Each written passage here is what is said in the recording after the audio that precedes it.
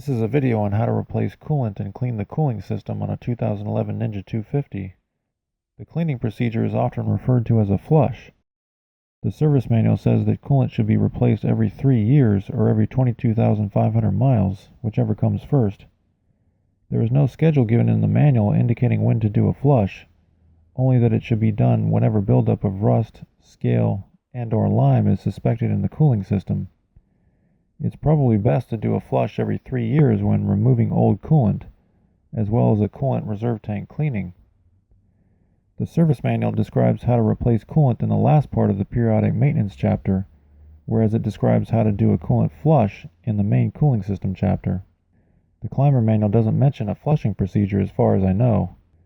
If you're interested in how the cooling system works, there is an explanation given in the service manual in the cooling system chapter. There is also a diagram that shows the pathway of the coolant as it cycles through the system. There are many different approaches to cleaning the cooling system. The difference between these approaches is generally thoroughness. Some people don't clean the system at all. They just replace the old coolant with new coolant. Some people do a cold flush, pouring water through the system without running the bike. This method is ineffective because if the engine does not run, the water pump will not circulate the water through the system, and if the engine does not reach normal operating temperature, the thermostat will not open and water will not flow through the radiator. Other people pour in water once, run the bike to operating temperature, drain the water, and then pour in new coolant. Others do 2 of these hot water cycling flushes before pouring in coolant. Others do 3. Some use a cleaning compound mixed with water, which cleans the system more aggressively than pure water. Sometimes people use a compound designed for cooling systems. Other times a 50% vinegar, 50% water solution is used. If you do use a flushing compound, be sure to perform at least 2 pure water flushes to make sure that the compound is completely removed from the system. Regardless of which option you choose, always use distilled water. Tap water and bottled water have minerals which are bad for the cooling system. It's true that the water will be in the system for only a few hours or few days, but the point of performing a flush is to take minerals out of the system, not put them in. Distilled water is readily available at your local supermarket for about $1 a gallon. 1 gallon is probably enough for 2 or 3 freshwater flushes. The option that the service manual calls for is 1 flush with a cleaning compound mixed with water, then 2 freshwater flushes, letting the bike reach normal operating temperature during each flush. As far as I know, there are no cleaning compounds specific for motorcycles. Neither Cycle Gear nor Motorcycle Superstore sells them, for example. But O'Reilly's and AutoZone provide cleaning compounds for cars for about $6 or $7. The service manual says to make sure that the compound is safe for aluminum engines. It doesn't say on Prestone's container whether or not it's safe for aluminum engines, but I called Prestone and a representative said that it is. Vinegar is more readily available and cheaper than these flushing compounds. Be sure to use distilled white vinegar. My local Safeway sells distilled white vinegar for $2.50 for a 32 fluid ounce bottle. In this video, I'll be performing a 50-50 distilled water and distilled vinegar flush, followed by 3 distilled water flushes. In a 50-50 vinegar water solution, you'll need about 25 fluid ounces of vinegar, or 3/4 of a quart, to fill half the capacity of the Ninja 250 cooling system. Again, in my opinion, if you're replacing old coolant, at least 1 distilled water flush is necessary, as well as a coolant reserve tank washing to clean out the old coolant and any typical residue that builds up in the system. But if you don't think that a flush is necessary, jump forward to the part of the video where coolant is added. It's probably best to use a coolant that is specific for motorcycles. The only problem with this is that motorcycle coolant is 3 times the price of car coolant. Therefore, in this video, I'll use O'Reilly's Universal 50-50 coolant. Be sure that any coolant you choose is okay for aluminum radiators and contains no silicates or phosphates, which could damage the water pump. O'Reilly's Universal coolant does state that it contains no silicates or phosphates, but like the Prestone cleaner, it does not specify whether it's okay for aluminum radiators. Nevertheless, an O'Reilly's representative stated that just about every coolant these days is made to be used in aluminum radiators, or else they wouldn't be very competitive. There are 3 primary ingredients in typical coolant: water, ethylene glycol, and corrosion inhibitors. Water provides optimal cooling capability. Ethylene glycol prevents the water from freezing or boiling, which is why it's called antifreeze. The corrosion inhibitors prevent harmful chemical reactions such as oxidation, which produces rust. The service manual provides a table at the beginning of the cooling system chapter which indicates the type of coolant used, which is the typical 50% water, 50% ethylene glycol solution with corrosion inhibitors. Notice that the label on this coolant container says that it has already been pre-diluted in a 50% water, 50% ethylene glycol ratio. This is the typical ratio used by most automobiles because it provides an optimal balance between freezing prevention, boiling prevention, cooling capability, and lubrication. Unless you're living in an area with unusual temperature or pressure conditions, it's probably best not to change this 50-50 ratio. You can buy pure coolant if you're worried about storage space, but you'll have to mix it with water before adding it to the cooling system. Ethylene glycol is extremely poisonous and dangerous because half a teaspoon can kill a pet, and it smells and tastes sweet. Never allow animals or children in your workspace when working with coolant, and store the coolant quickly and safely. If coolant is consumed, you'll likely find an emergency number on the back of the coolant container which will give you information about what to do. Another dangerous characteristic of ethylene glycol is that it's slippery, which is why some racetracks prohibit glycol. Be sure to wash off any coolant that spills or sprays onto tires. Furthermore, coolant is corrosive. If it splashes onto the engine, or fairings, or any other painted surface, be sure to wash it off immediately. Like oil, you're not allowed to drain coolant into your sink. Take it to a place that processes coolant. My O'Reilly's store doesn't accept coolant. They told me to take it to a department of my city government which is responsible for processing these types of chemicals. When I called the city, they told me to take it to an auto parts store. Eventually, I found an oil changing service like Jiffy Lube which reluctantly accepted it. You'll have to do your own research on this because every area of the world has different processing centers and different levels of competence when providing information and directions. When removing coolant and performing a coolant flush, the most important rule is to not remove the radiator cap, drain bolts, or any hoses on the cooling system until the engine has been turned off and allowed to cool for at least an hour. Otherwise, boiling corrosive coolant could spray in your eyes, especially if your head is at eye level with the radiator cap.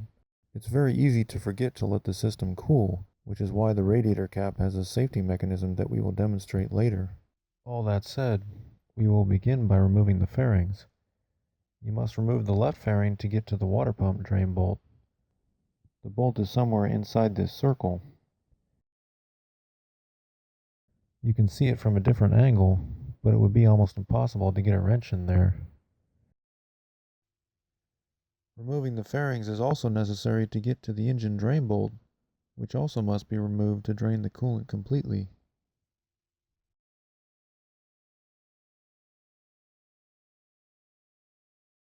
As you can see, it's very difficult to get a wrench in this area too, without removing the fairings.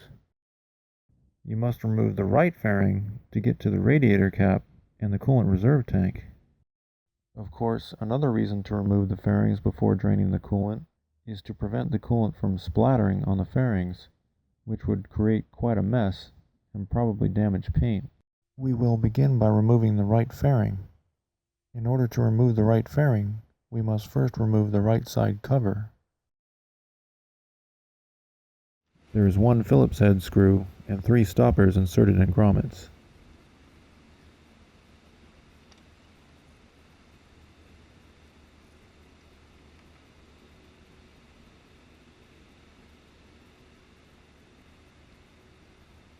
Gently pull out the 3 stoppers one by one.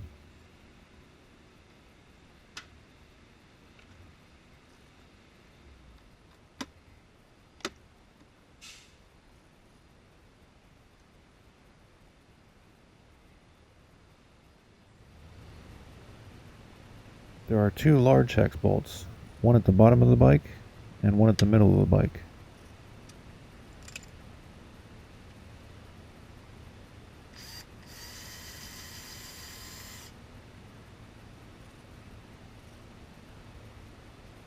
Keep your hardware in an organizer to prevent loss.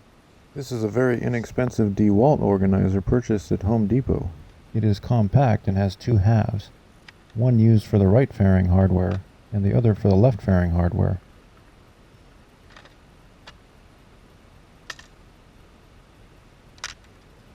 The dividers can be repositioned.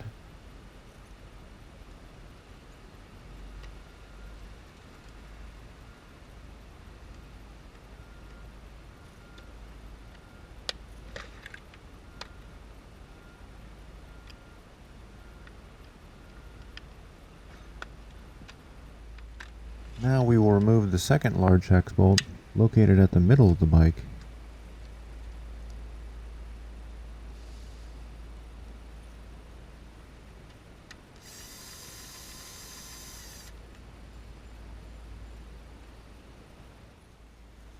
Disconnect the turn signal by pushing on the very end of the tab on the connector. You may need to use quite a bit of downward force on the tab to separate the connectors.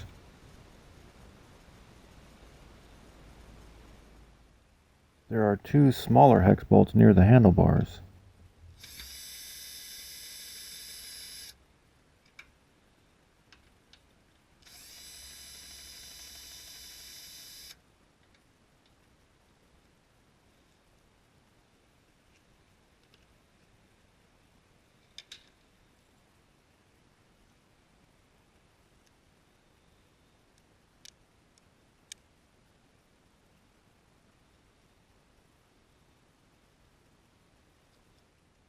And there are two more hex bolts at the front of the bike, which are screwed into well nuts.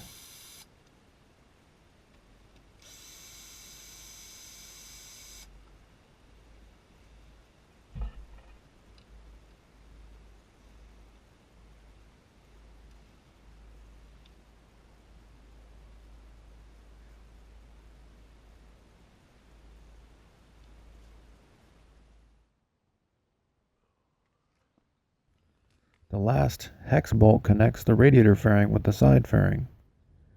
Be aware that this bolt can be somewhat finicky to remove. It has a tendency to get caught up on the radiator fairing once it is removed from its threads.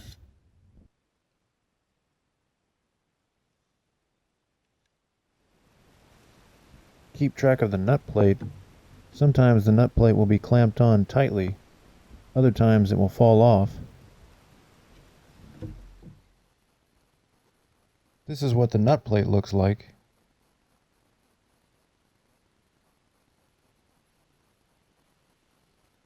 The bolt screws in like so.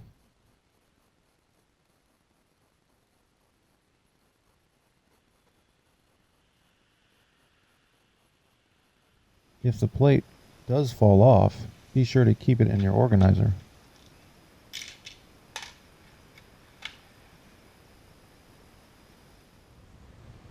There are three small plastic rivets that secure the radiator fairing against the side and front fairings. You will only need to remove the lower two. The third upper rivet connects the radiator fairing with the front fairing and is not necessary to remove. Disengage the rivets by pushing the button at the center with a pencil or some thin piece of plastic. Once the rivets are disengaged, they can easily be pulled out with fingernails.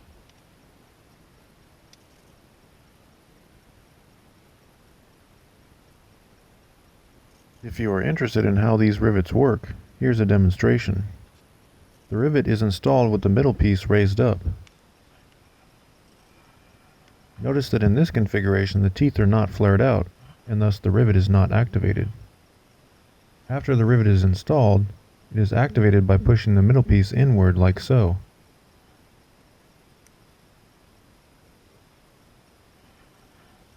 Notice that the teeth are flared out, which means the rivet is activated. To deactivate the rivet, the middle piece is pushed further in like so.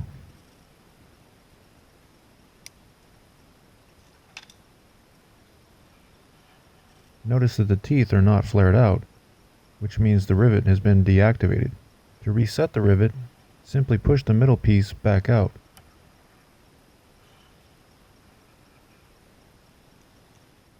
Now we will remove the second rivet.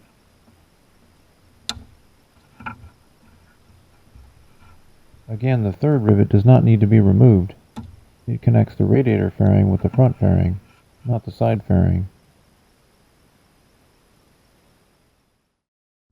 There are 3 large rivets at the bottom of the fairings that hold the right and left fairings together.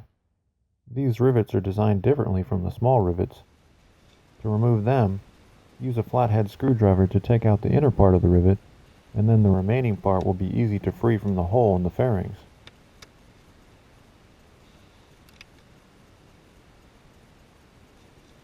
If you are interested in how these rivets work, here's a demonstration. The rivet is installed with the middle piece removed. Notice that the teeth can easily be pushed inwards, which means that the rivet is deactivated. Once the primary piece is installed in the fairings, the inner piece is pushed into it. Notice that the teeth cannot be pushed inwards, which means that the rivet is activated. To deactivate the rivet, simply pull the middle piece out with a flathead screwdriver. Notice that the teeth can easily be pushed inward again, which means that the rivet is deactivated and can easily be removed. Here is the second large rivet.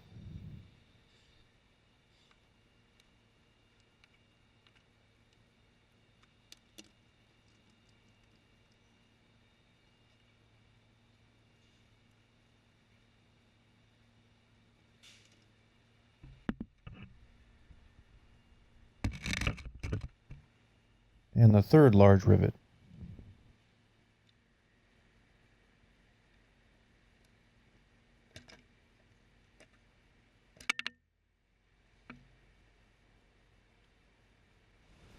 When removing the fairing from the bike, you must keep track of 2 well nuts, 1 pad, and of course the nut plate mentioned previously.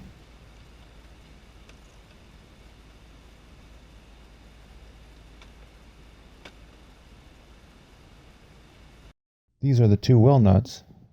The 2 hex bolts removed previously screw into them. They are black rubber with inner metal threading.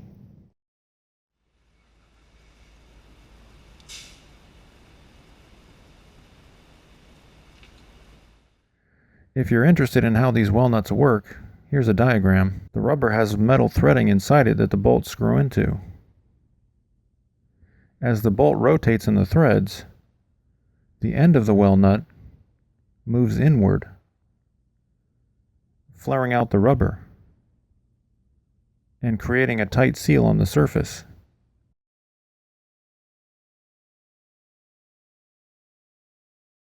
The pad is supposed to stick onto the fairing but typically falls off. This is where the pad is supposed to be located. You can see the sticker residue.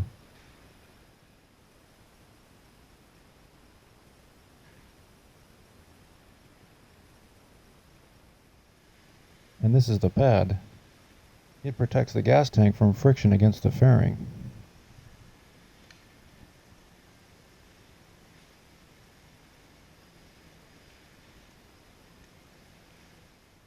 This pad was left uninstalled for thousands of miles. You can see where the fairing has rubbed against the gas tank.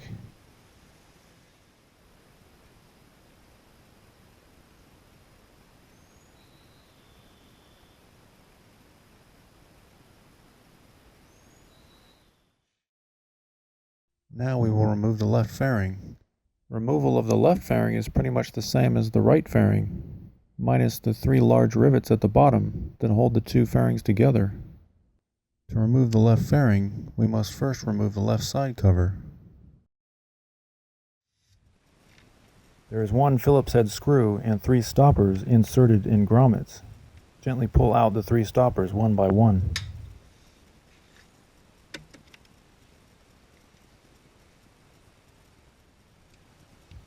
There are 2 large hex bolts, one at the bottom of the bike and one at the middle of the bike.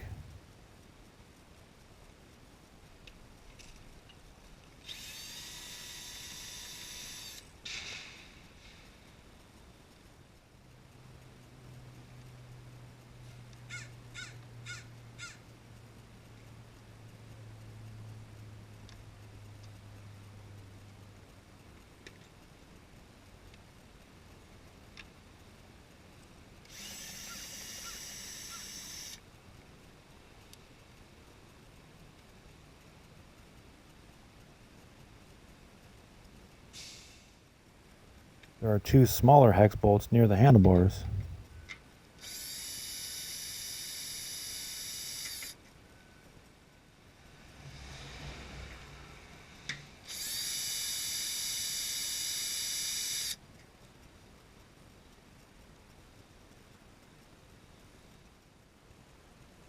And two more hex bolts near the front of the bike.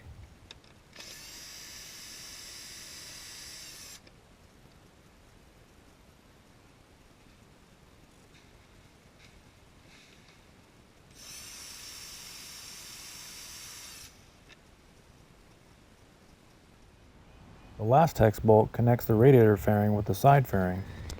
Be aware that this bolt can be somewhat finicky to remove. It has a tendency to get caught up on the radiator fairing once it's removed from its threads.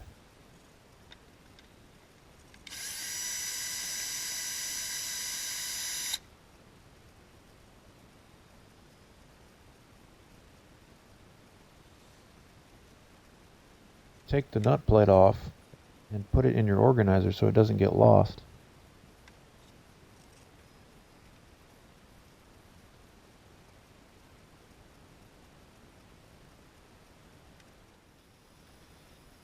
As with the right fairing, there are three small plastic rivets that secure the radiator fairing against the side and front fairings. You will only need to remove the lower two. The third upper rivet connects the radiator fairing with the front fairing and is not necessary to remove. Disengage the rivets by pushing the button at the center with a pencil or some thin piece of plastic. Once the rivets are disengaged, they can easily be pulled out with fingernails.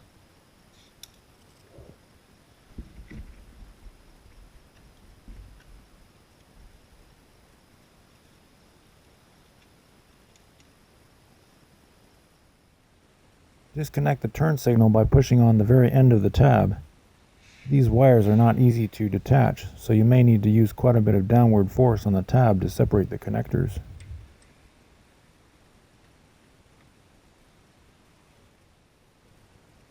When removing the fairing from the bike, you must keep track of two well nuts, one pad, and of course the nut plate mentioned previously. These are the two well nuts. They are black rubber with inner metal threading.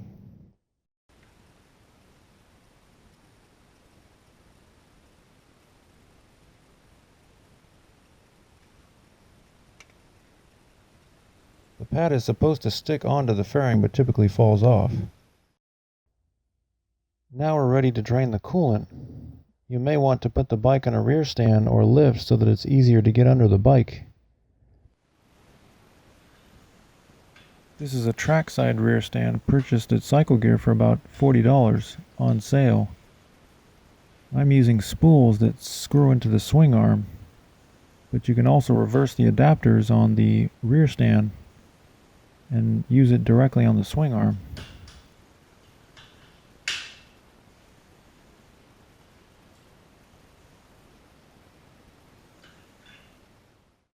As mentioned previously, there are two drain bolts on the Ninja 250 cooling system, one at the water pump and one at the front of the engine. Here are closer views of the two bolts.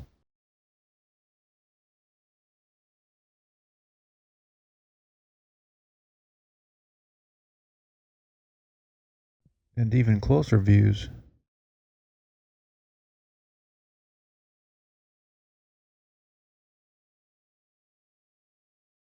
Don't confuse the water pump drain bolt with the water pump mounting bolts. You'll loosen this bolt, not these bolts.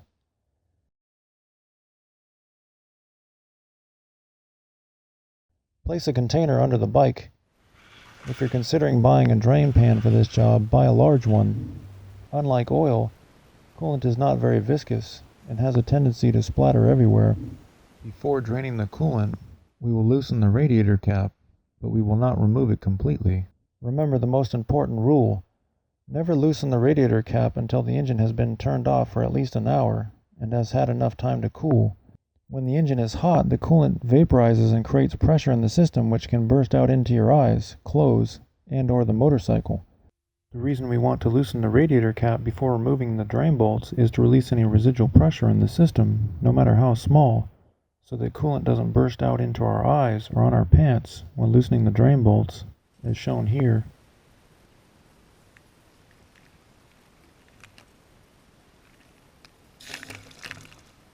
If the engine has been off for more than 2 or 3 hours, this probably won't happen, but it's good to get in the habit of loosening the cap just in case. The reason that you don't want to take the cap off completely is that coolant has a tendency to shoot out of the drain passage uncontrollably when the cap is removed completely, as shown here.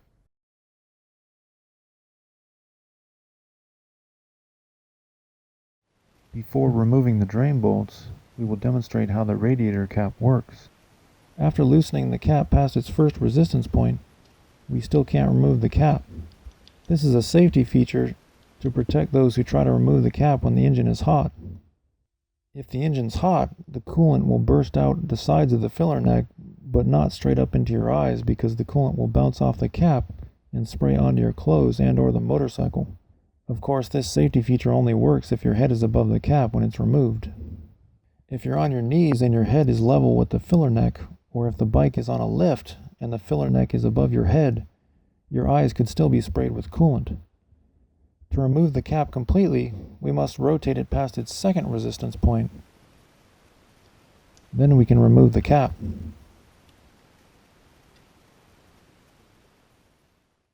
There are 2 valves in the cap. When the system heats up and the coolant expands, the pressure moves this valve inwards and compresses the spring behind it, releasing coolant and the corresponding pressure from the system. Once the coolant and corresponding pressure are released, the spring immediately returns the valve to its resting position, closing the system.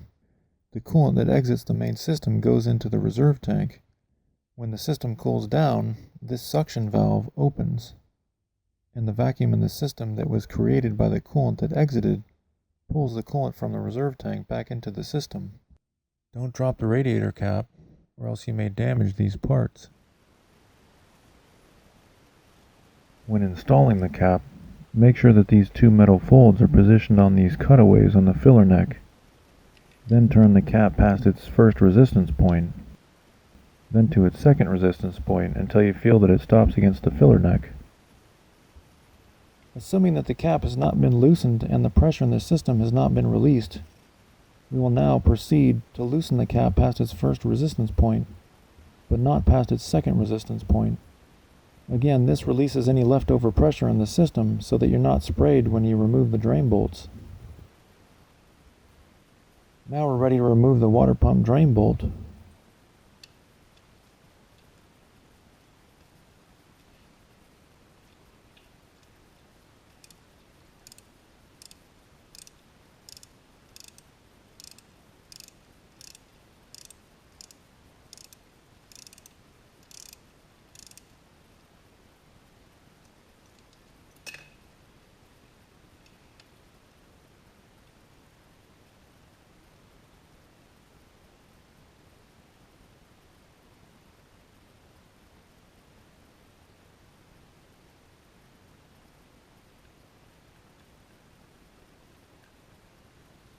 Notice that the coolant is draining very slowly, to the extent that only drips are observed.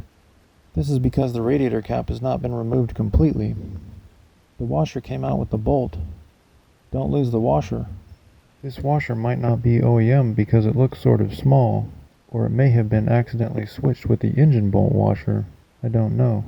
Now we're going to let the coolant drain from the system, but because we have a small drain pan, we're going to do it in a way that controls the flow.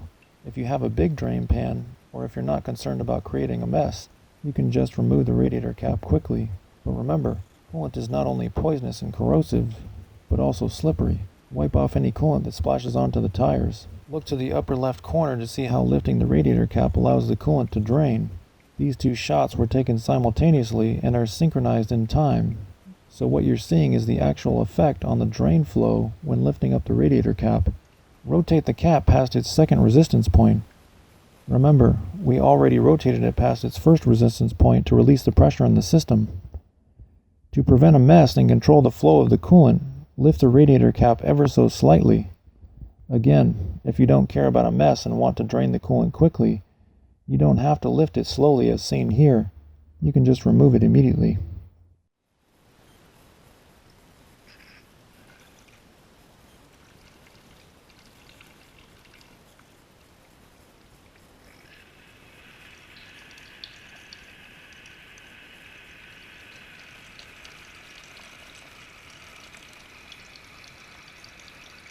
Now we're going to remove the cap completely, just to show you how this affects the drain flow.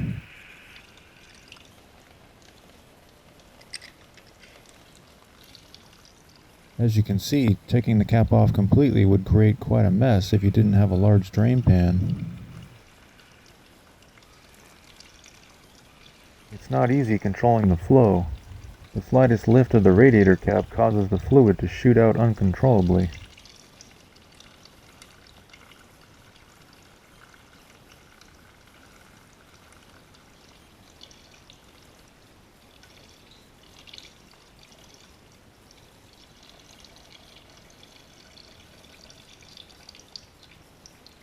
We've now drained most of the coolant from the system.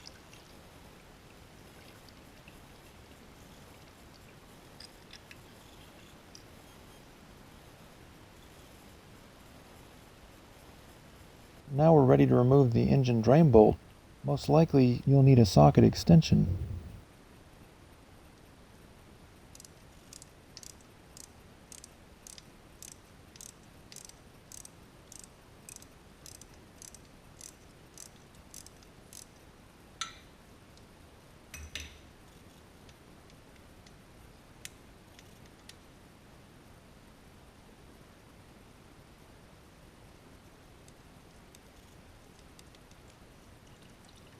The coolant in the engine didn't come out because we have the radiator cap resting on the filler neck. Now I'll remove the radiator cap and you can see the coolant comes rushing out.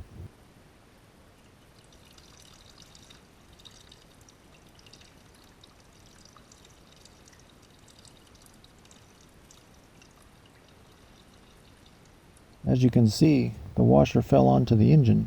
Don't lose the washer. To help drain the coolant, put the kickstand down, remove the bike from the rear stand, and tilt it from side to side.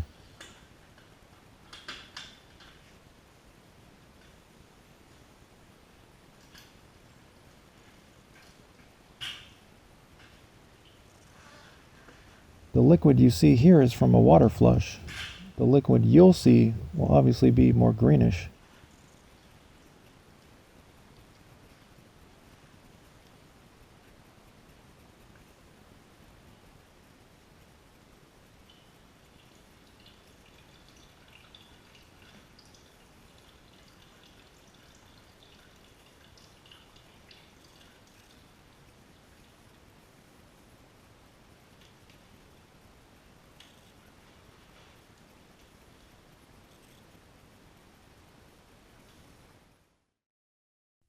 After letting the coolant drain, put the bike on the rear stand.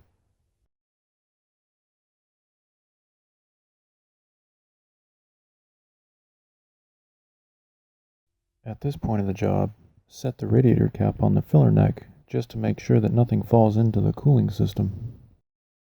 We're now ready to install the drain bolts. We'll start by installing the engine drain bolt with its washer. The coolant change section of the 2011 service manual lists only one torque value for both drain bolts, 87 inch-pounds. Other parts of the manual confirm that the water pump bolt torque value is correct, but in a diagram near the beginning of the engine top-end chapter, and in a table at the beginning of the periodic maintenance chapter, the service manual lists the torque value for the engine drain bolt as only 52 inch-pounds, significantly lower than 87 inch-pounds. To make things more confusing, the engine drain bolt is misnumbered as a muffler bolt in the diagram in the engine top-end chapter, and it's called the water drain bolt instead of the coolant drain bolt, which would seem to me a more accurate name. The 2008 service manual is much more clear and concise. In the main text of its coolant change section, it states clearly that the engine drain bolt should be torqued to 52 inch-pounds and the water pump drain bolt to 87 inch-pounds. But adding to the ambiguity, the climber manual says to torque both bolts to 89 inch-pounds, and climber is usually pretty reliable when it comes to advice on what to do with your bike. The fact that the 2011 service manual neglects the lower torque setting and the climber manual adopts a higher torque setting implies that it would be safer and even recommended to torque the engine drain bolt to a value greater than 52 inch-pounds. I have frequently torqued the engine drain bolt to 87 inch-pounds and it doesn't seem to strip the threads. In this video, I torqued the engine drain bolt to 75 inch-pounds, which is near the middle of the two extremes, but you'll have to decide for yourself. If the bolt falls out while riding, coolant could splash onto the tires and cause the bike to lose traction, whereas if you torque the bolt too much, you could strip the threads in the engine. Again, I'm not sure what torque value would be best, so decide for yourself. Because the smaller bolt goes straight into the engine, it's especially important not to strip the threads. For this reason, I suggest testing the wrench on a bolt that requires a much higher torque value to make sure that the wrench is functioning properly. This foot peg bracket mounting bolt requires 3 times the amount of torque required for the engine drain bolt. You'll need a hex socket and a 1/4 to 3/8 adapter though.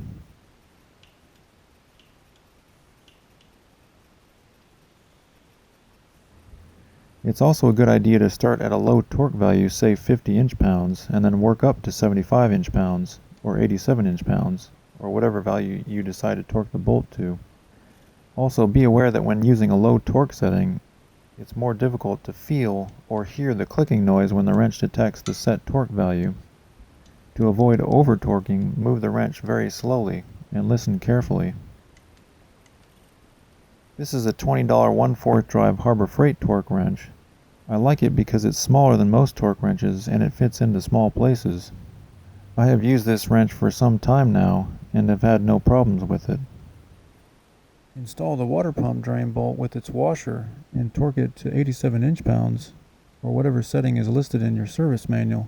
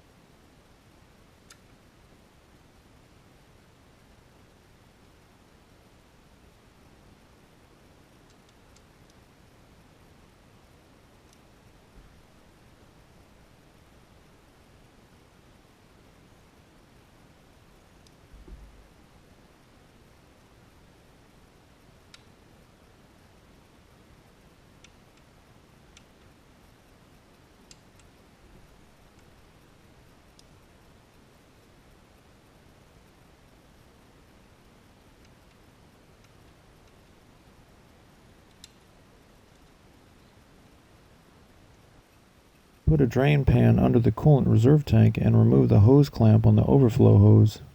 Then remove the hose. Be aware that if your bike is on its side stand, coolant will pour directly onto the engine and create a huge mess. Therefore, make sure that the bike is standing straight up on a rear stand or lift.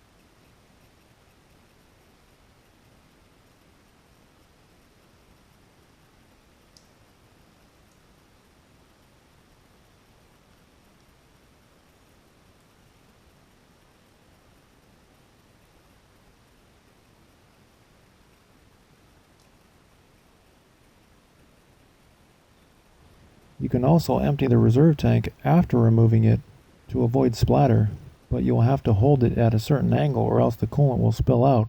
Every time I drain coolant, I see these little black chips. I'm not sure where they're coming from or whether or not I should be concerned. If anyone has input on this, let me know. Be sure to wipe away any coolant that's spilled onto the bottom of the bike so that it doesn't drip onto the tires when riding. Coolant typically spills onto the exhaust pipes and the oil filter bolt.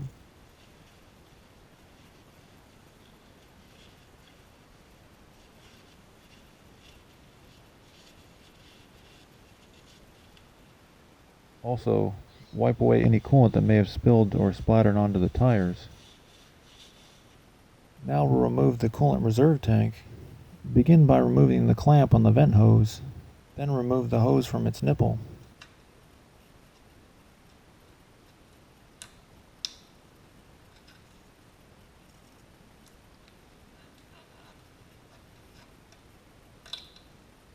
Take the clamp off the hose so that you can pull it through its bracket.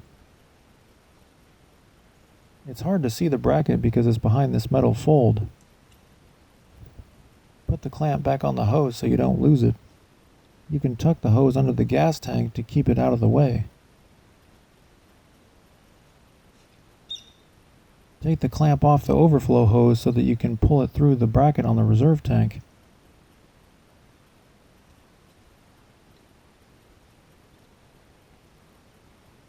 Then put the clamp back on the hose so you don't lose it.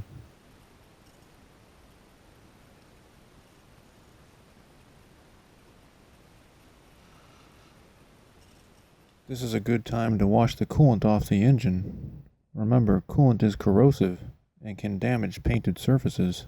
The service manual doesn't mention in its main text that the clutch cable routes through the bracket on the coolant reserve tank and consequently must be pulled through it to remove the tank. Although it does mention this in the routing section of the appendix.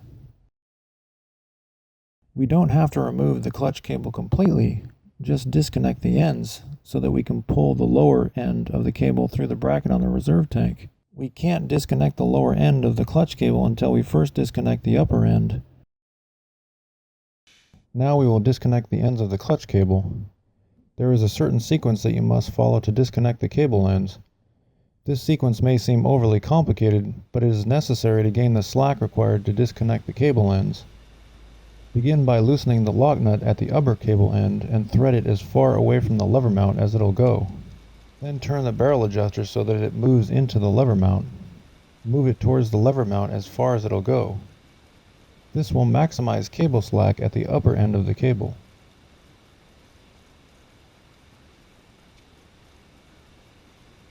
Then loosen the lock nuts at the lower end of the clutch cable with two 12mm open-ended wrenches and rotate the lock nuts until they move as far up the threads as possible.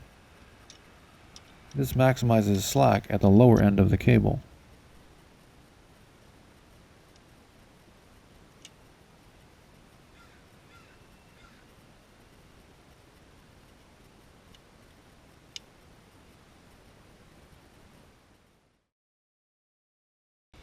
Then at the upper end of the clutch cable, line up the slots on the lock nut and barrel adjuster with the slot on the lever mount so that the cable can be removed. Line up the cable with the slot under the lever so that the cable can be removed from the lever.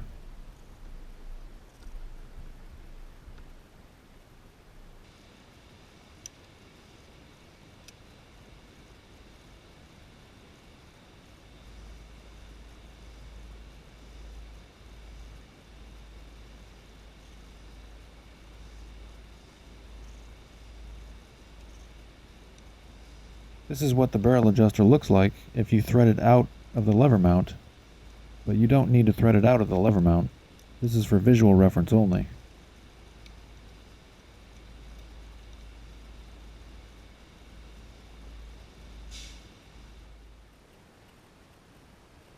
At the bottom end of the clutch cable, move the dust cover out of the way and remove the lower end of the clutch cable from the bracket. Be aware that this can be very difficult if you do not remove the cable end in a certain way.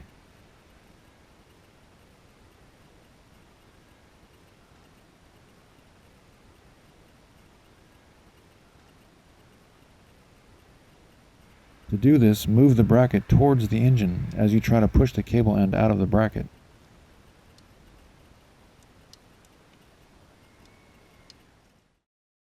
Then, remove the lower nut from its threads.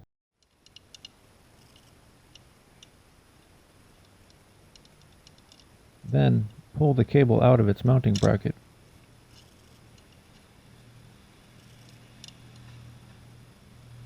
We must also remove the second nut from the threads to pull the cable through the bracket on the coolant reserve tank.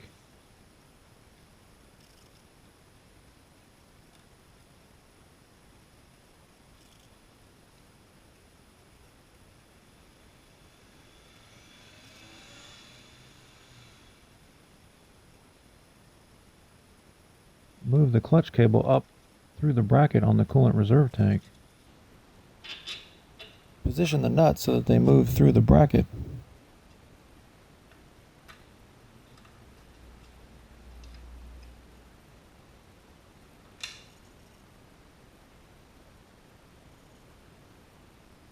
You may want to tuck the clutch cable under the gas tank to get it out of the way. Now we're ready to remove the reserve tank mounting bolts.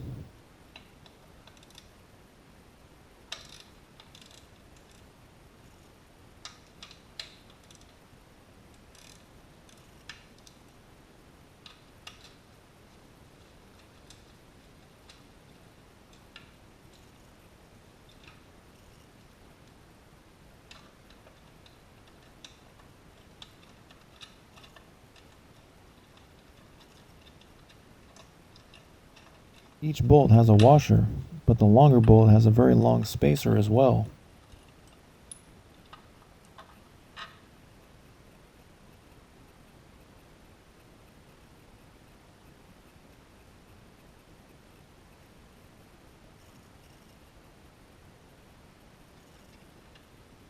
As you can see, some of the black material congregated into the reserve tank. Sometimes the reserve tank gasket comes out with the cap, other times it stays on the tank. If the gasket comes off, simply push it back into the cap.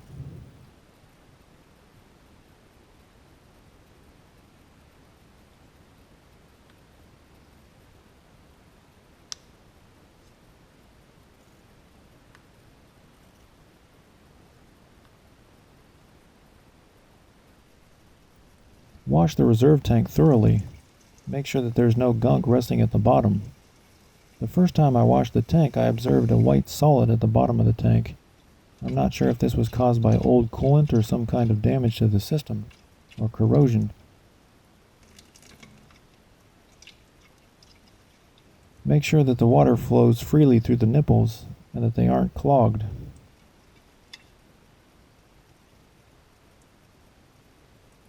Install the cap on the reserve tank and install the tank on the bike.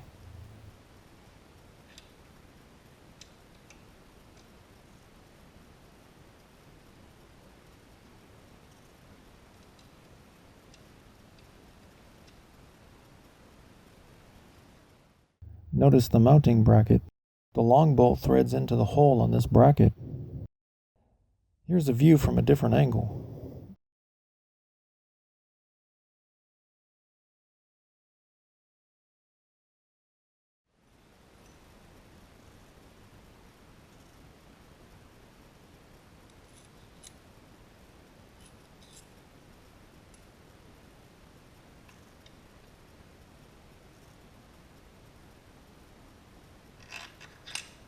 Be aware that it can be difficult to get the long bolt started. Try to feel the bolt set into the hole before you start screwing it in.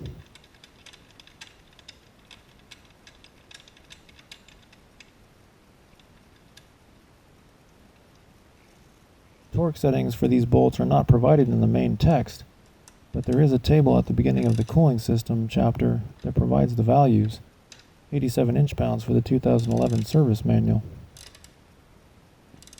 I'm not using a torque wrench because for most of the time that I owned this bike, I was unaware of the torque settings for these bolts and got used to just estimating the force applied. Remove the clamp from the overflow hose so that you can pull the hose through the reserve tank bracket.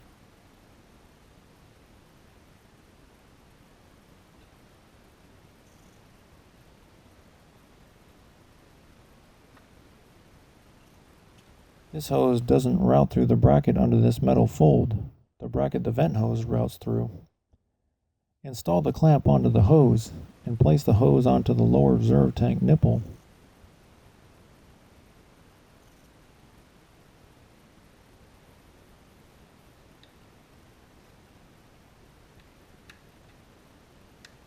Move the clamp over the nipple to its final position.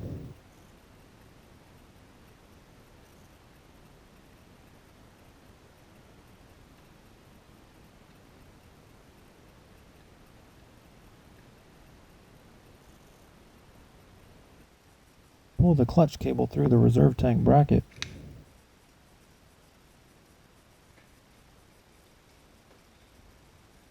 Make sure that the overflow hose is on the side of the bracket away from the bike.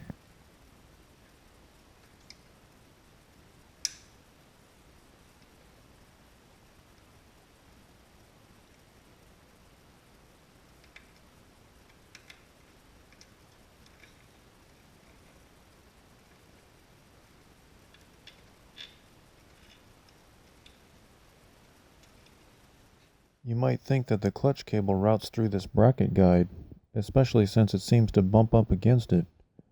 But the clutch cable does not route through this bracket guide. Only the vent hose routes through the bracket guide. The service manual confirms this in a routing diagram in the appendix, where it specifically says that only the vent hose routes through this bracket guide.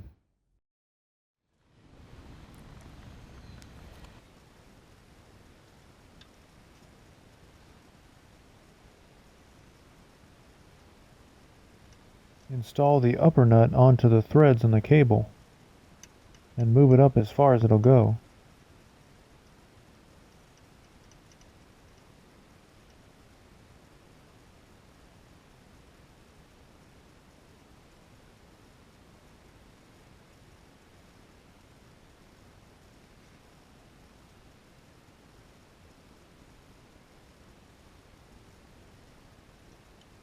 Place the cable in its bracket and pull it down as far as it'll go.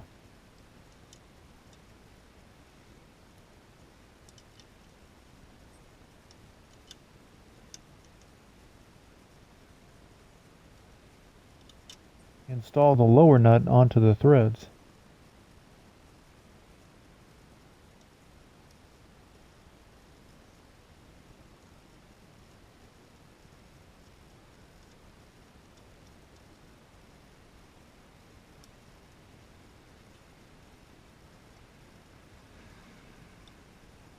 Install the lower end of the cable into the bracket. Remember to move the bracket towards the engine when installing the cable end. If you do not do this, it may be difficult to install the cable end into the bracket. Install the upper end of the cable in the lever.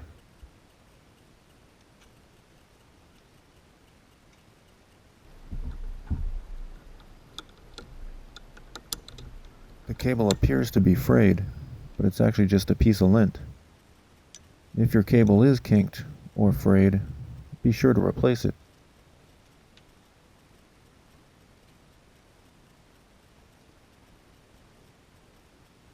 Reposition the lock nuts to take up the slack in the cable.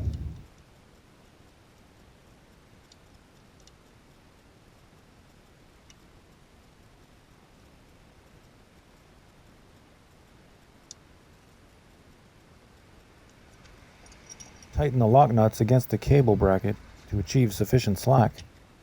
Don't over-tighten.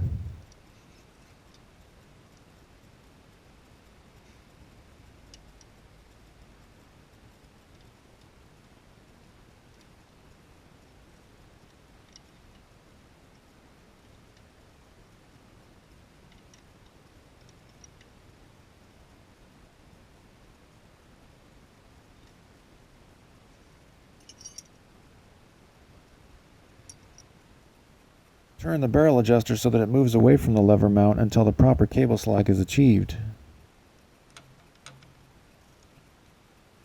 When proper slack is achieved, the gap between the lever and lever mount should be between 2 and 3 millimeters, as specified in the service manual.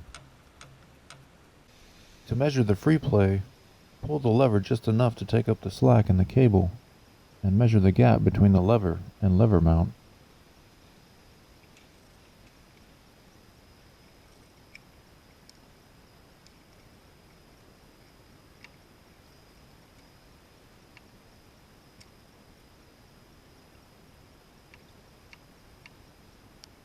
Confirm that there is enough thread on the barrel adjuster that is still in the lever mount. This cable may need to be replaced soon because cables stretch over time and there's not much thread left at the upper or lower ends of this cable.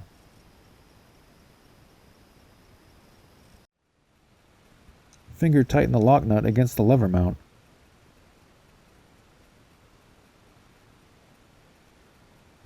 Check that the cable is seated properly in the barrel adjuster, and double check that the gap length is between 2 and 3 millimeters. The gap length you see here is probably a bit more than 3 millimeters. Remove the clamp on the vent hose so that you can route the hose through the bracket behind this metal fold.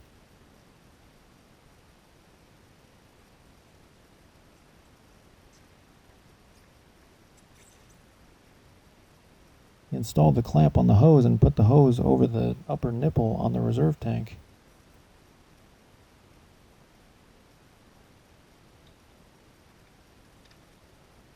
Position the clamp over the nipple in its final position.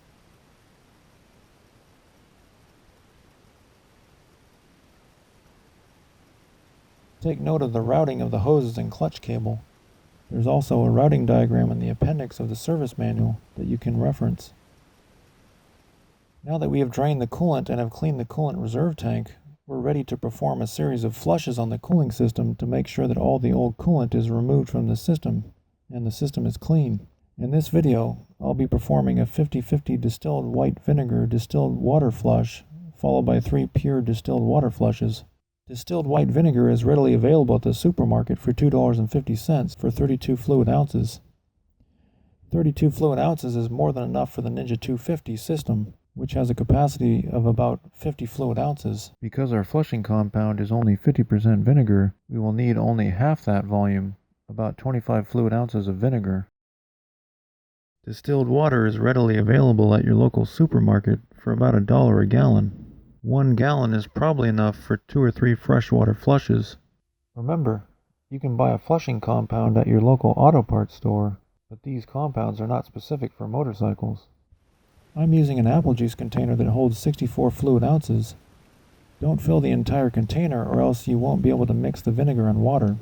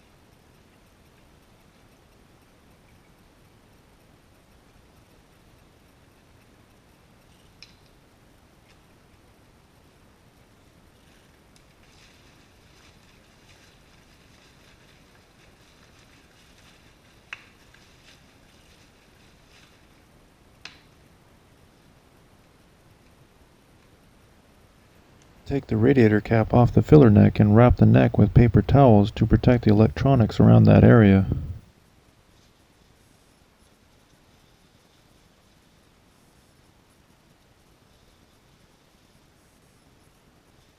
You can use a piece of tape to keep it in place.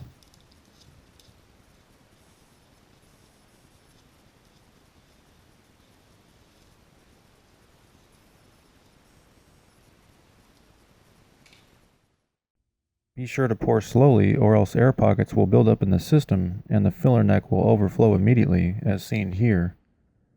Also, I would not set the funnel in the filler neck like this because it makes it impossible to see the fluid level and can also result in overflowing. Instead, point the funnel into the filler neck but hold it so that you can see the fluid level. Pour the solution slowly.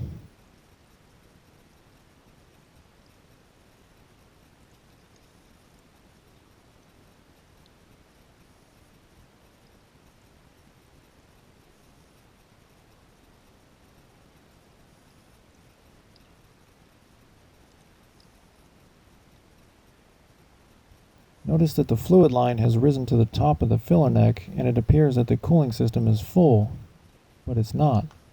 The fluid line has reached the filler neck only because there's a large amount of air in the system.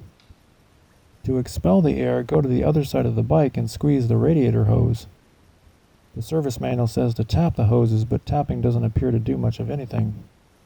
These two shots were recorded simultaneously and synchronized so you can see how the squeezing of the radiator hoses expels air out of the filler neck.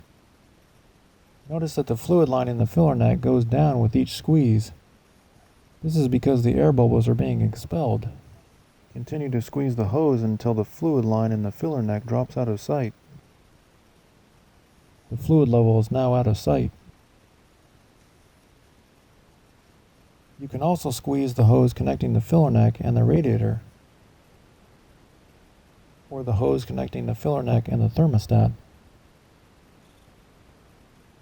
There's also a hose connecting the thermostat to the back of the engine, but it's hard to get to. Begin pouring solution a second time until you see the fluid level return to the filler neck.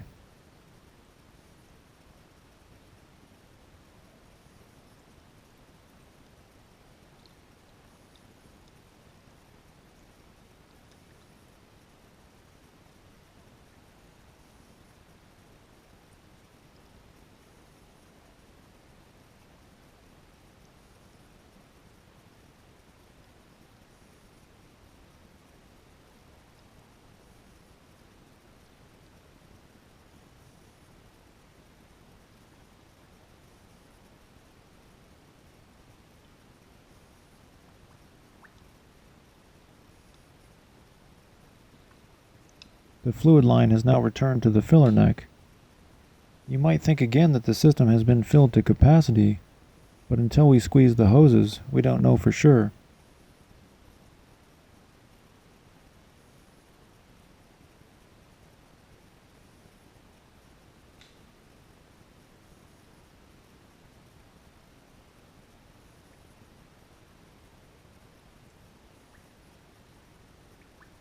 Notice that the fluid line in the filler neck is still dropping each time we squeeze the hoses. This means that more air bubbles are being expelled from the system.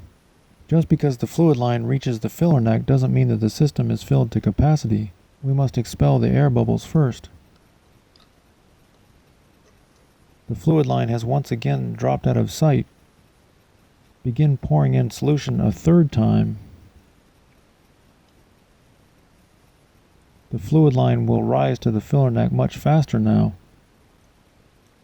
Now that the fluid line has risen to the filler neck again, squeeze the hoses for a third time.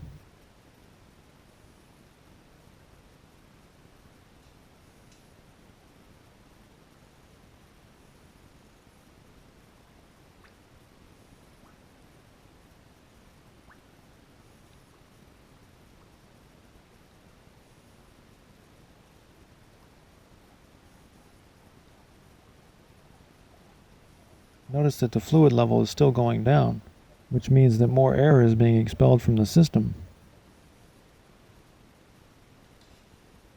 Pour in solution for a fourth time. The fluid level will reach the filler neck even faster now because almost all of the air has been expelled from the system.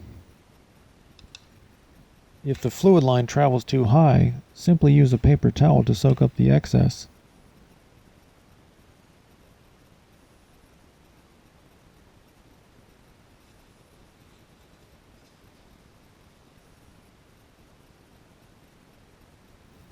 Now squeeze the hoses for a fourth time.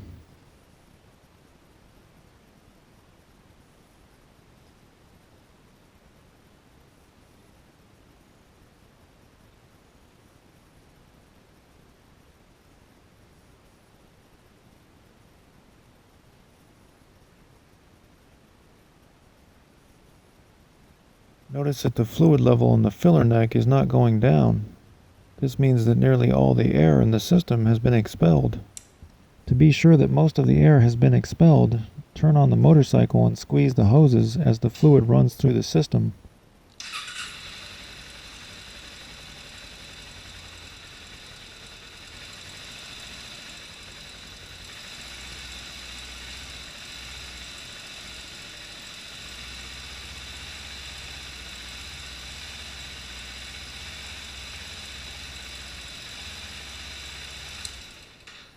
the fluid level didn't go down, which means that pretty much all the air has been expelled from the system. Again, if the fluid level rises too high, you can use a paper towel to soak up the excess. Before installing the radiator cap, be sure that the fluid in the filler neck is at this level, not the very top of the neck.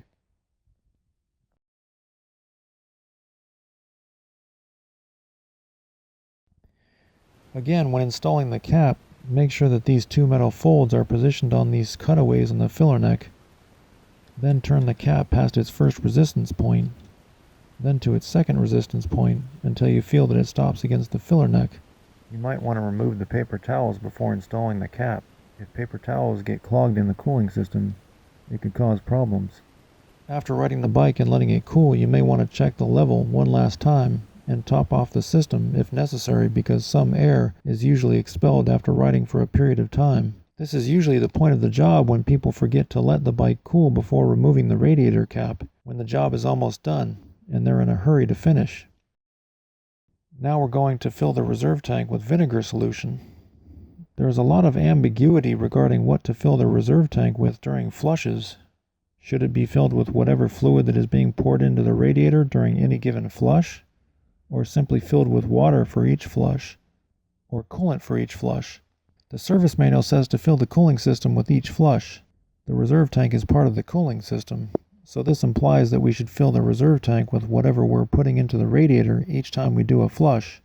I doubt that most mechanics do this because it seems unnecessary after the tank has been cleaned, but just to be thorough, we will follow the implied procedure and fill the reserve tank with whatever is going into the radiator for each flush. Tuck the turn signal connector under the gas tank and remove the reserve tank cap.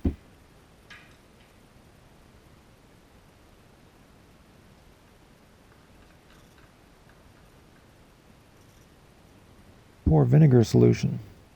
Be aware that if the motorcycle is not on flat ground, then the tank could overflow immediately, even if it is not yet filled to the full line. Make sure that the bike is standing straight up when filling the reserve tank.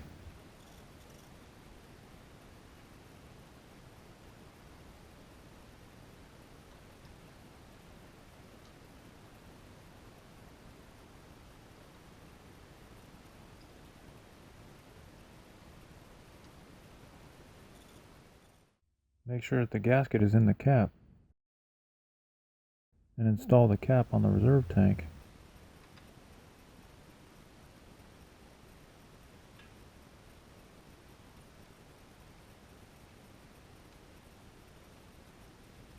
Check the fluid level in the reserve tank. As you can see, the fluid line is a bit higher than the full line. If this occurs, don't worry. You can simply remove the overflow hose and allow some solution to drain out.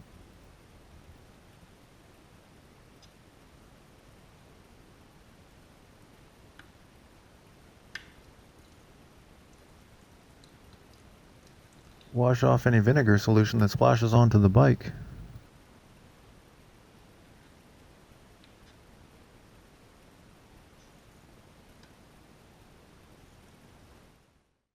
To ensure that the vinegar solution thoroughly cleans the system, we will start the bike and allow the engine to run until it reaches normal operating temperature.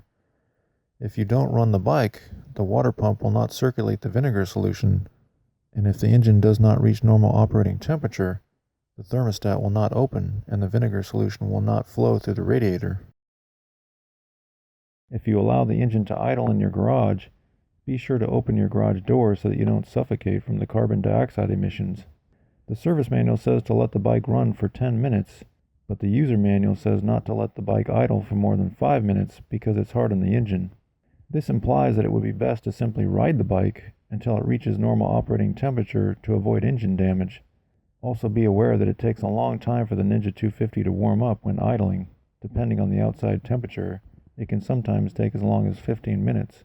This is another reason that it's probably better to simply ride the bike instead of letting it idle in your garage. Just be sure that before you ride the bike, any coolant that may have spilled on the tires is wiped off. Coolant is very slippery and could cause the bike to lose traction. Of course, make sure that the bike is assembled properly before riding. Furthermore, Be aware that if you ride the bike without the side fairings, you'll have no front turn signals, and the rear turn signals will not blink.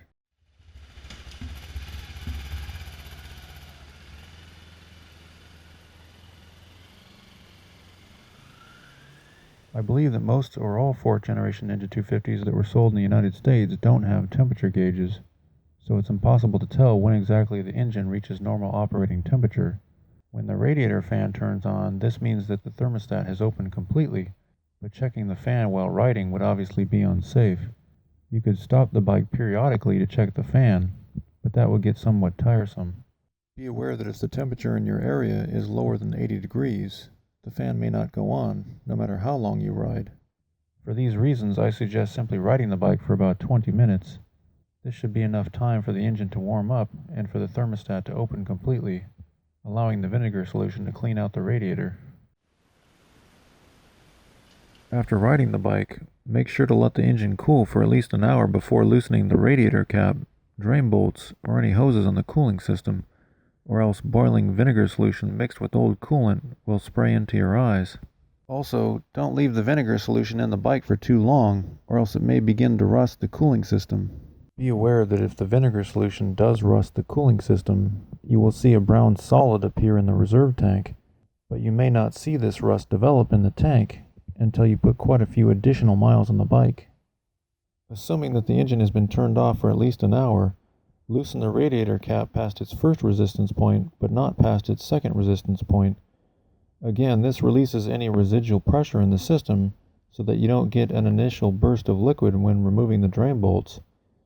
This bike was turned off about an hour ago, and I purposely did not loosen the radiator cap to show you again what can happen. When the bolt comes out, you'll see an initial burst of liquid caused by residual pressure in the system.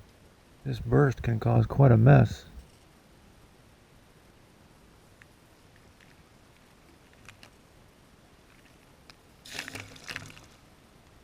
Again, to make sure that this doesn't happen, loosen the radiator cap past its first resistance point, but not past its second resistance point, to release any residual pressure in the system. Now we will lift the radiator cap off the filler neck ever so slightly, so that we can control the flow. Notice that the vinegar solution is a little greenish. This is why it's important to do at least one distilled water flush, even if you don't plan to use a flushing compound, to make sure that all of the old coolant is removed from the system. Remove the engine bolt as well.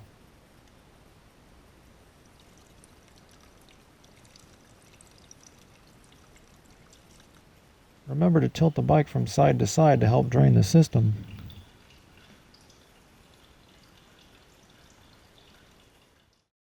Remember to set the radiator cap on the filler neck so that nothing falls into the cooling system.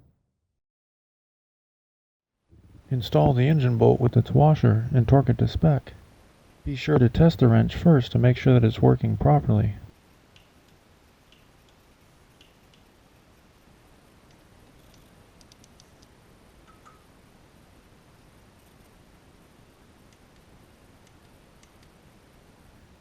Install the water pump bolt with its washer and torque it to spec.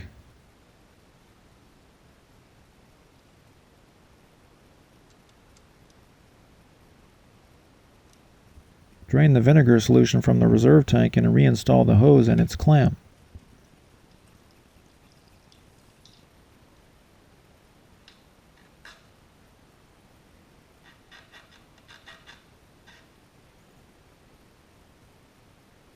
Wash the vinegar solution off the engine.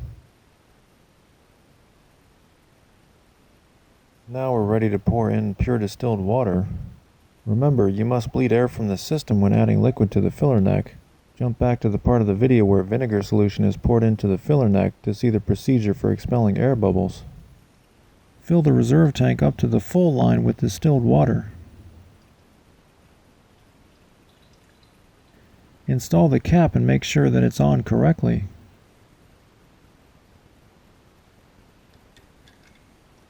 You might want to remove the paper towels before installing the cap. If paper towels get clogged in the cooling system, it could cause problems. Make sure that any coolant that was splashed on the tires is washed off and that the cooling system is reassembled completely.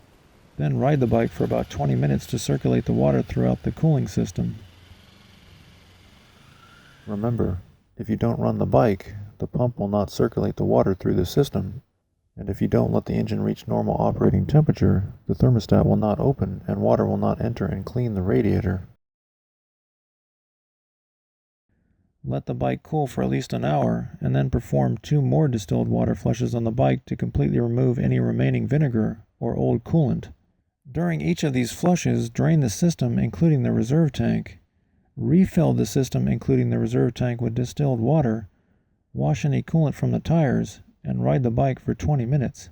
Remember, the most important rule is to allow the bike to cool before removing the radiator cap, drain bolts, or any hoses on the cooling system. As the job comes closer to completion, it becomes more and more likely to forget this as your eagerness to finish increases. Also, remember not to leave water in the bike for too long, or else it may begin to rust the cooling system. Be aware that if the water does rust the cooling system, you will see a brown solid appear in the reserve tank, but you may not see this rust develop in the tank until you put quite a few additional miles on the bike. Once you've drained the system of the third distilled water flush, you're ready to add coolant. Apparently, as little as half a teaspoon of coolant can kill pets, so be careful. If coolant is ingested by pets or children, there is probably a phone number on the back of the container giving instructions on what to do. Be sure that the coolant you choose is okay for aluminum radiators, as mentioned by the service manual, and contains no silicates or phosphates, which could damage the water pump. The label on this O'Reilly's coolant does state that it contains no silicates or phosphates, but it doesn't mention anything about aluminum radiators. Nonetheless, an O'Reilly's representative said that nearly all coolants these days are compatible with aluminum radiators, or else they wouldn't be very competitive in the market. In a table at the beginning of the cooling system chapter, the service manual calls for a 50% ethylene glycol, 50% distilled water solution with corrosion inhibitors, which is what this O'Reilly's coolant is. Most motorcycles and cars use this same 50-50 solution because it provides an optimal balance between freezing prevention, boiling prevention, cooling capability, and lubrication. Notice that the label on the coolant container says pre-diluted in a 50-50 ratio. This means that you don't have to add water. It comes pre-mixed. Remember, coolant is corrosive, so be sure to wash off any coolant that splashes onto tires or any painted surfaces. After draining the system of the last water flush and reinstalling the drain bolts and hose, we're now ready to add coolant through the filler neck. Take the radiator cap off the filler neck and wrap the neck with paper towels to protect the electronics around that area.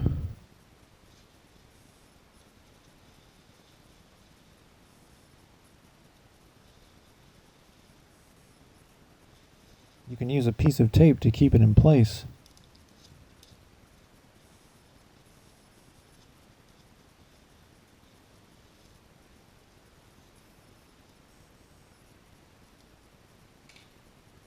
Be sure to pour slowly, or else air pockets will build up in the system and the filler neck will overflow immediately, as seen here.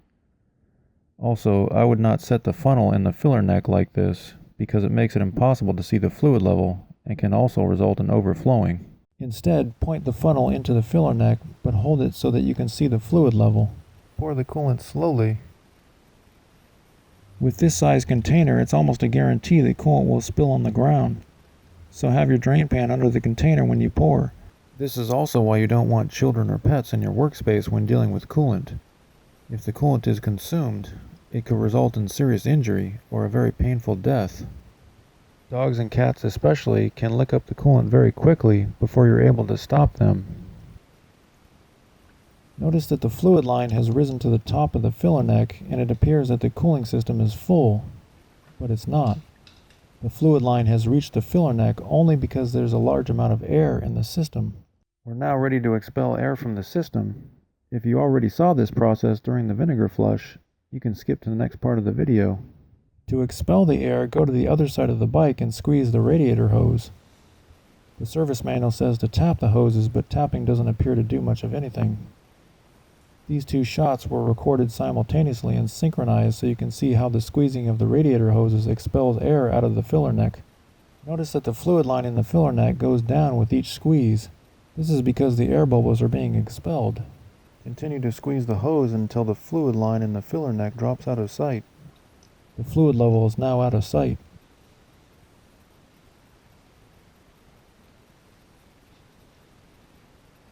can also squeeze the hose connecting the filler neck and the radiator, or the hose connecting the filler neck and the thermostat. There's also a hose connecting the thermostat to the back of the engine, but it's hard to get to. Begin pouring coolant a second time until you see the fluid level return to the filler neck.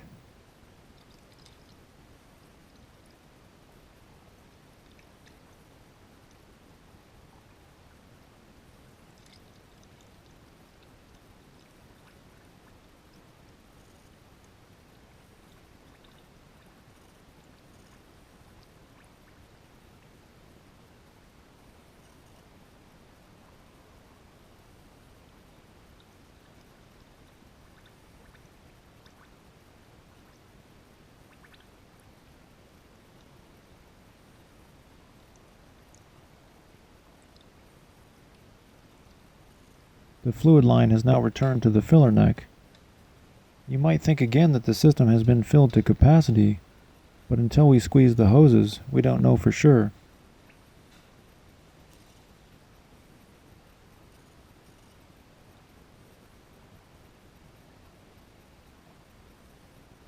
Notice that the fluid line in the filler neck is still dropping each time we squeeze the hoses. This means that more air bubbles are being expelled from the system. The fluid line has once again dropped out of sight. Begin pouring coolant a third time. The fluid line will rise to the filler neck much faster now.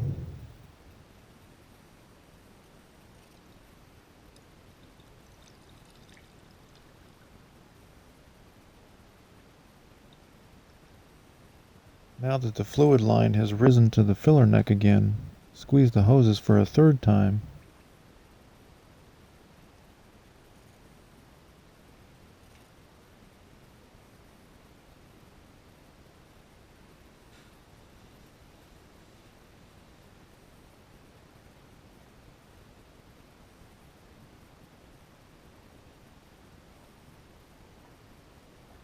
Notice that the fluid level is still going down, which means that more air is being expelled from the system.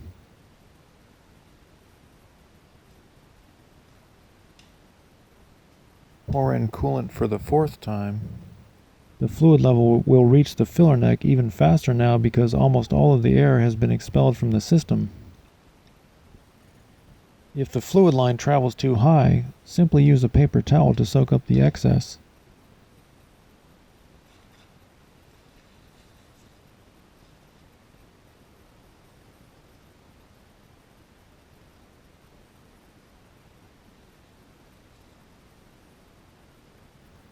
Now squeeze the hoses for a fourth time.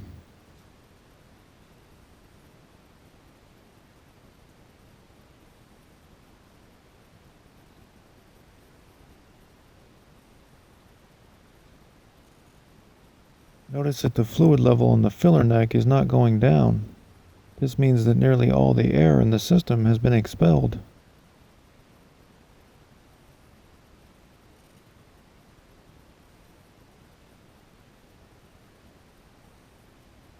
To be sure that most of the air has been expelled, turn on the motorcycle and squeeze the hoses as the fluid runs through the system.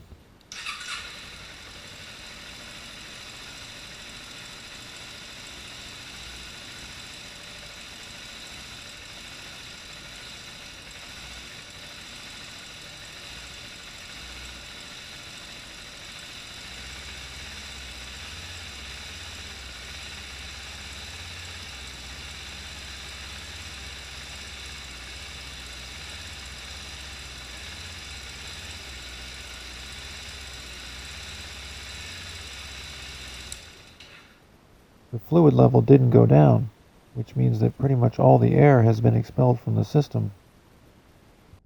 Before installing the radiator cap, be sure that the fluid in the filler neck is at this level, not the very top of the neck.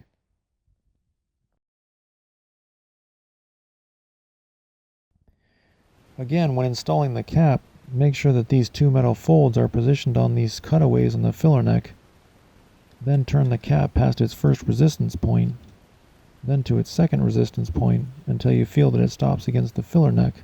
You might want to remove the paper towels before installing the cap. If paper towels get clogged in the cooling system, It could cause problems. After riding the bike and letting it cool, you may want to check the level one last time and top off the system if necessary, because some air is usually expelled after riding for a period of time. This is usually the point of the job when people forget to let the bike cool before removing the radiator cap, when the job is almost done and they're in a hurry to finish. Wipe away any coolant that may have spilled or splattered onto the tires. Tuck the turn signal connector under the gas tank and add coolant to the reserve tank.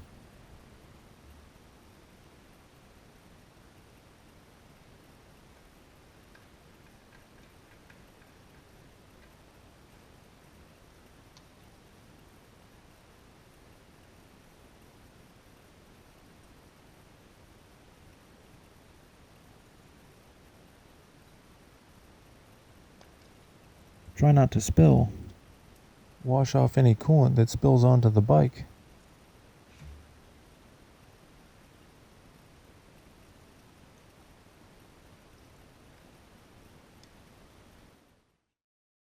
Make sure that the gasket is in the cap and install the cap on the reserve tank.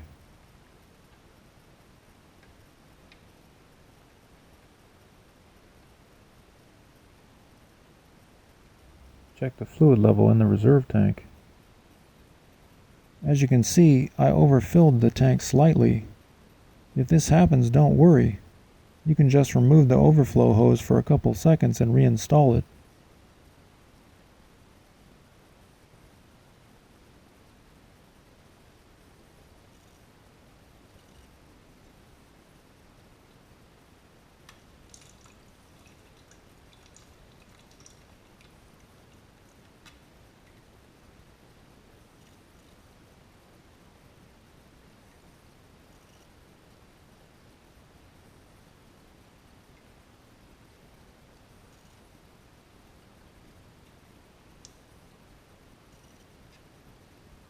Now we're ready to install the fairings. Place the turn signal wire on the fairing tab so that you don't have to fish for the wire once the fairing is installed.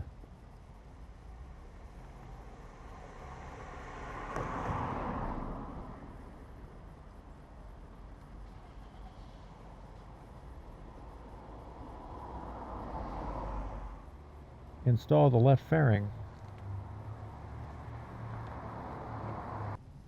Make sure that the bottom part of the fairing is positioned under the side stand.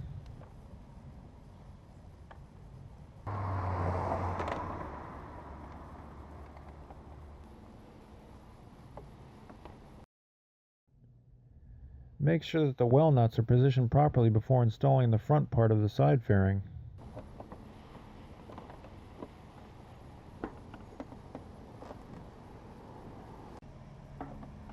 Position the tabs near the handlebars so that they go into their slots. The upper tab on this motorcycle was snapped off. Make sure that the front fairing pieces fit properly onto the gas tank and under the fairing.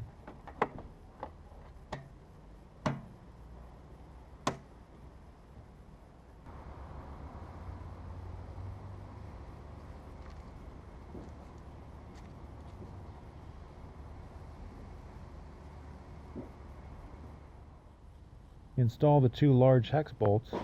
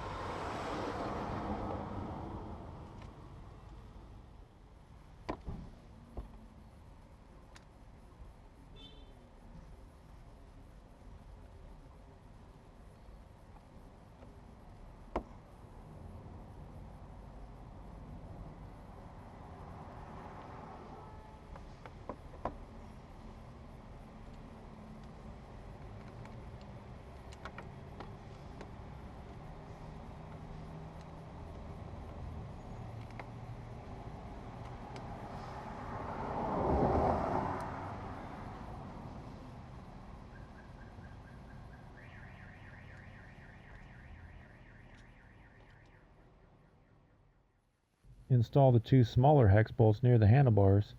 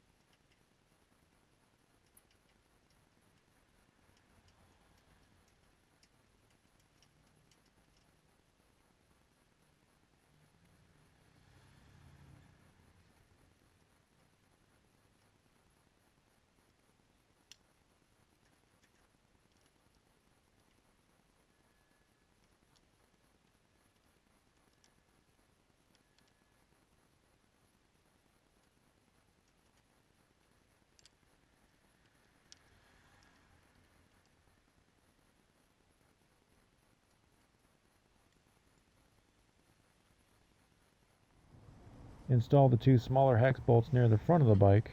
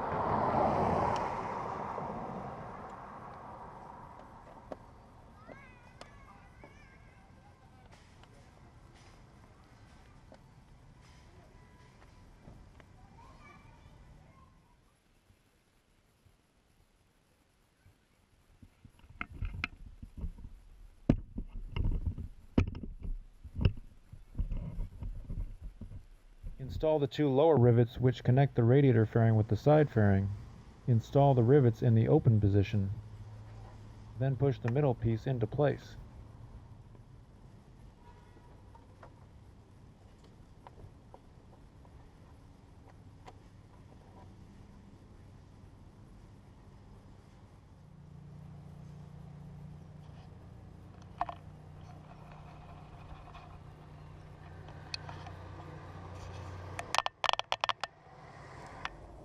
Install the nut plate.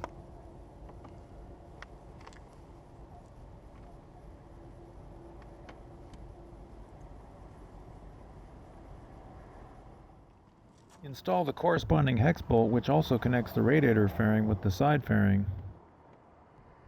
This bolt can be somewhat finicky to install.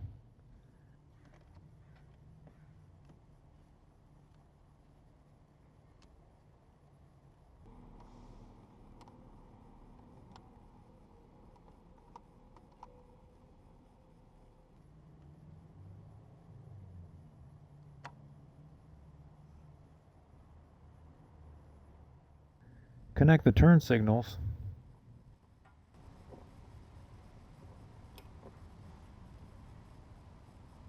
Installation is the same for the right fairing, minus the 3 large rivets which serve to connect the right and lower fairing together. Place the turn signal wire on the fairing tab so that you don't have to fish for the wire once the fairing is installed.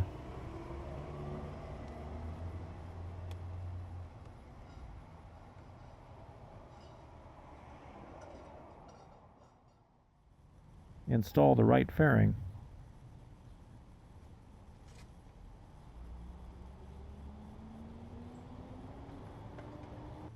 Make sure that the well nuts are positioned properly before installing the front part of the side fairing. This well nut is not installed properly.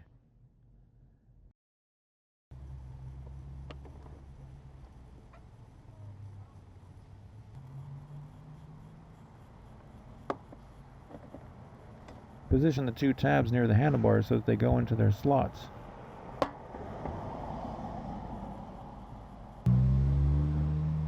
Make sure that the front fairing pieces fit properly onto the gas tank and under the fairing.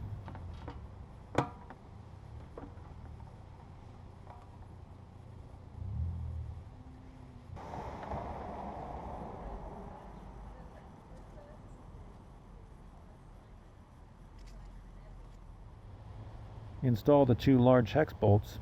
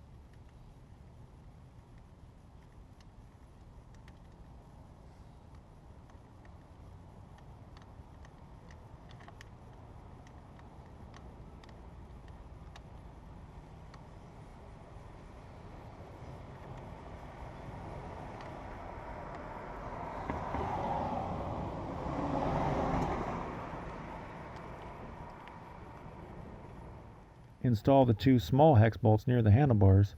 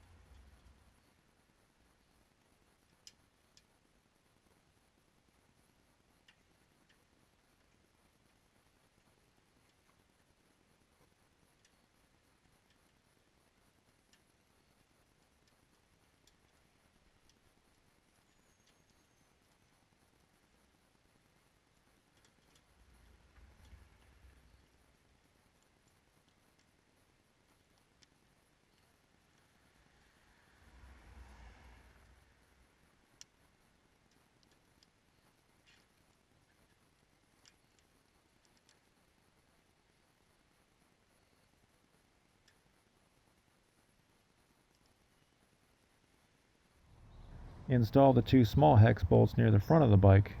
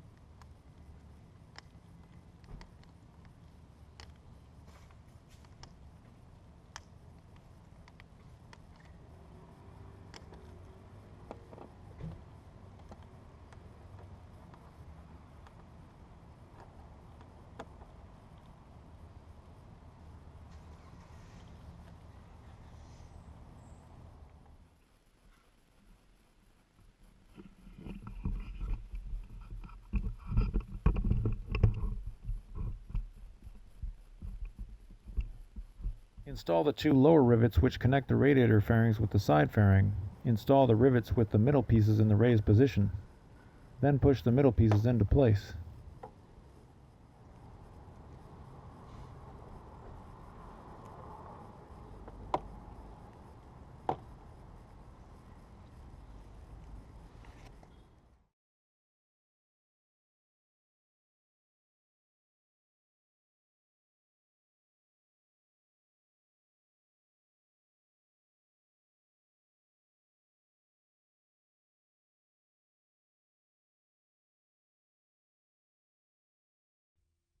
Install the nut plate. This nut plate is clamped on tightly and was not removed.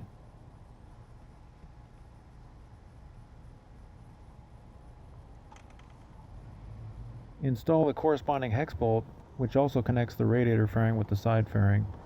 This bolt can be somewhat finicky to install.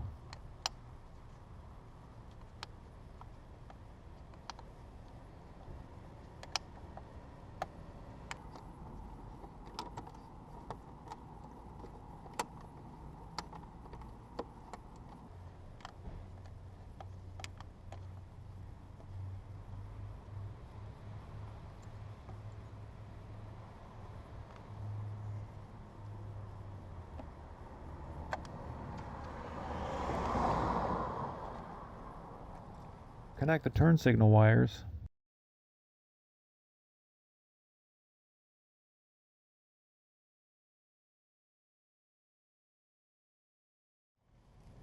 Install the 3 large rivets that connect the right and left fairings together. Install the rivets with the middle parts in the raised position, or completely removed.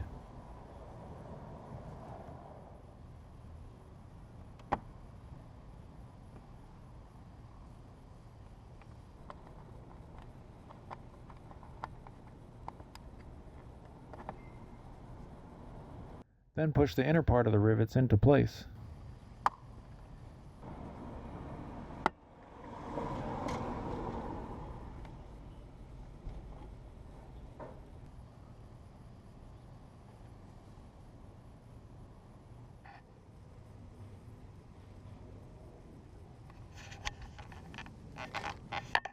And the second rivet.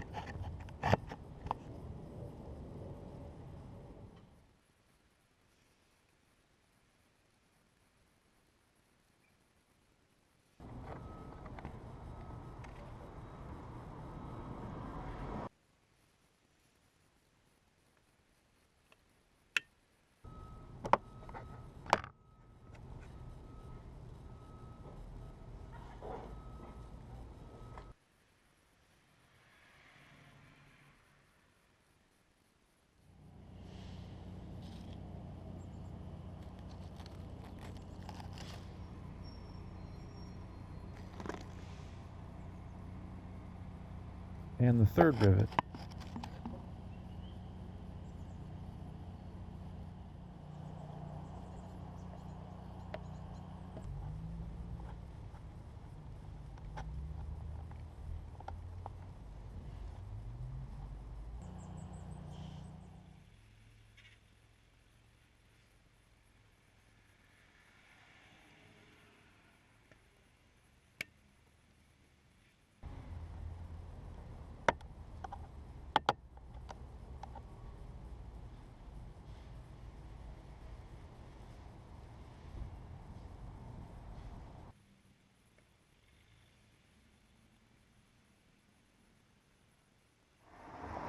Install the right side cover. Insert the 3 stoppers into their grommets.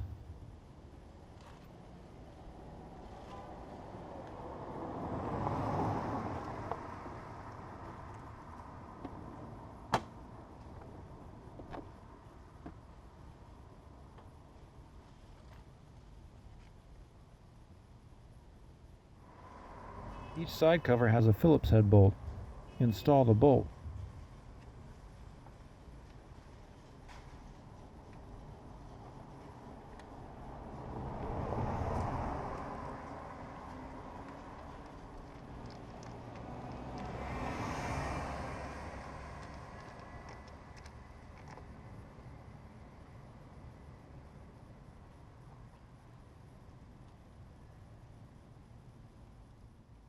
Install the left side cover, insert the 3 stoppers into their grommets, and install the Phillips head bolt.